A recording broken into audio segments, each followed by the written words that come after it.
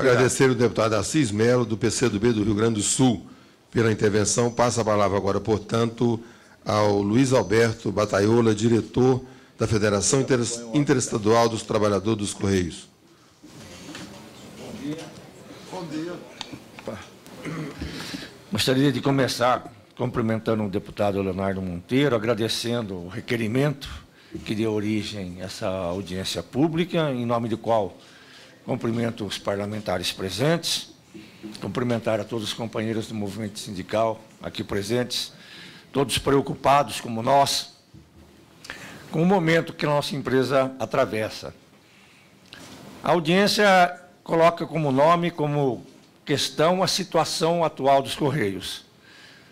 Eu acho que essa situação já é, diria, sobejamente conhecida, tanto do movimento sindical e setista, como de boa parcela dos políticos, principalmente aqueles que assumem suas responsabilidades e seus compromissos com a coisa pública.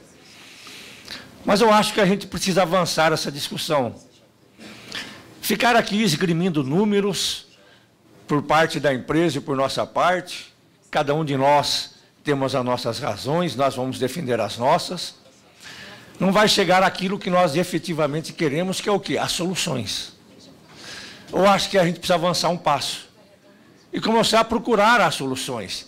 Até porque o Correio precisa de medidas de curto prazo para poder começar a voltar a recuperar a sua credibilidade. E aí eu vou, como representantes dos trabalhadores e setistas, como cidadão e eleitor, usar o meu direito de dizer que nós esperamos que essa casa, que é a casa da democracia, que deve ser a casa do povo, que é o órgão máximo da representação democrática, porque aqui são eleitos realmente aqueles que representam o povo, né, para não se omitirem nessa discussão, para que essa audiência pública não caia em ouvidos moucos, ou que apenas deem as considerações que eles julgam ser necessárias com devido respeito às suas conveniências políticas. Eu acho que nós precisamos assumir um determinado compromisso. É esse o Correio que nós queremos? Se é esse o Correio que nós queremos, o que nós precisamos fazer? Primeiro, para mantê-lo. Segundo, para melhorá-lo. Para começar a mantê-lo, precisamos recuperar receitas dessa empresa que foram indevidamente retiradas dos seus cofres, que foram os dividendos que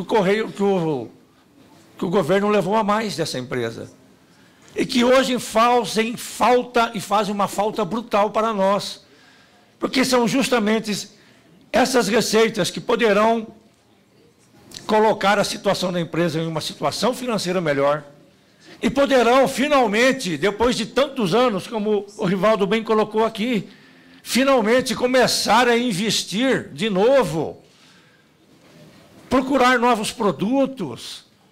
A nossa empresa sempre teve pessoas com capacidade de raciocinar, de criar projetos e de transformar esses projetos em ações lucrativas para a empresa e com conteúdo social, principalmente para os menos favorecidos desse país.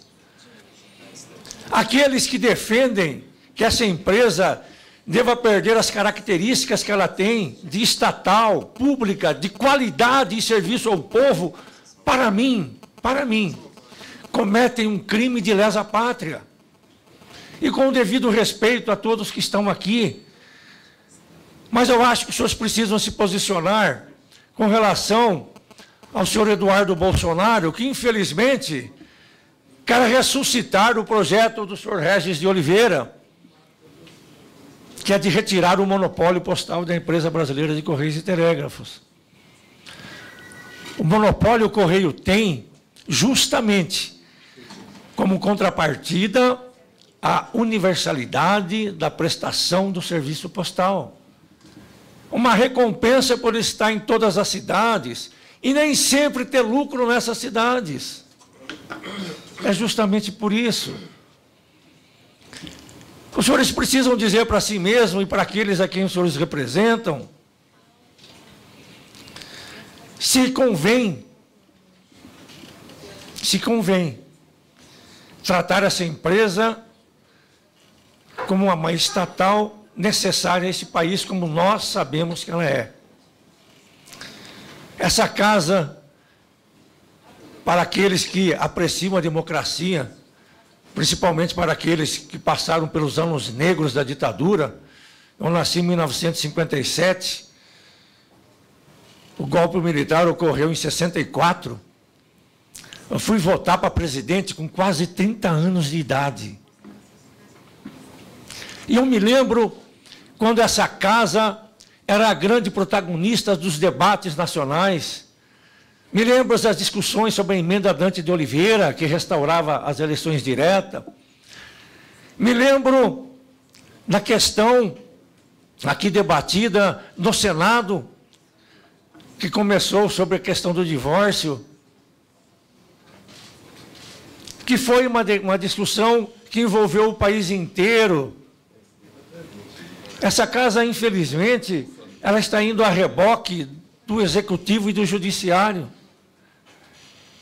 Eu acho que ela precisa recuperar o seu protagonismo como a real casa de leis do país, como quem faz os projetos,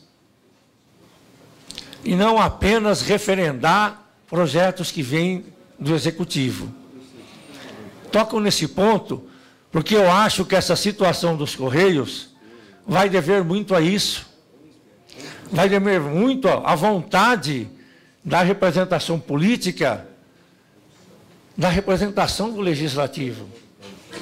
Porque a situação do Correio, se a gente for ficar debatendo ela, a gente vai atravessar o dia.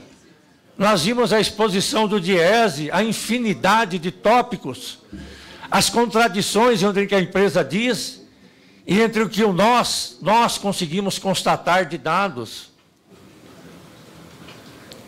O que nós precisamos é ter o bom senso e, primeiramente, procurar os recursos que mantenham essa empresa a curto prazo, em atividade, sem prejuízo aos seus trabalhadores, que já pagam um prejuízo enorme com a atual circunstância.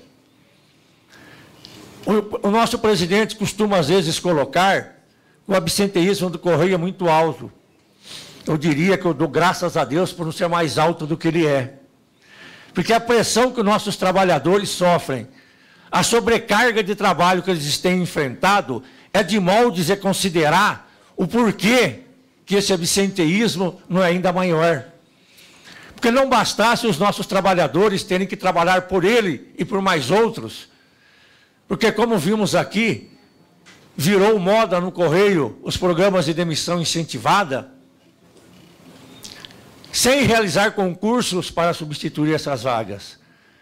E como os comparamos aqui, apesar de toda essa crise, o número de objetos postados não tem diminuído de forma significativa.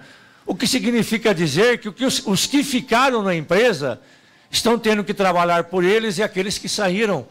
Ora, senhores, ser humano não trabalha por dois e nem a máquina. A constituição física nossa é limitada por natureza. E quando ela é sobrecarregada, é óbvio que ela sente um impacto e que isso provoca problemas de saúde. Não bastasse tudo isso, tem a cobrança, tanto dos gestores como da população, para a qualidade do nosso serviço, acrescentando um problema psicológico, e some-se a isso a insegurança que ainda reina no país, e no qual o Correio é profundamente afetado. São muitos os funcionários vítimas de assalto, tanto carteiros quanto atendentes. E aí, querem que essas pessoas que realmente construíram essa empresa abram mão dos seus benefícios, abram mão do plano de saúde que tanto precisam nesse momento, para pagar o preço da crise que se instalou dentro dela. Desculpa se eu me excedi, senhor, e a todos aqui presentes. Mas eu só finalizaria dizendo uma frase bíblica, Marcos 7, versículo 4.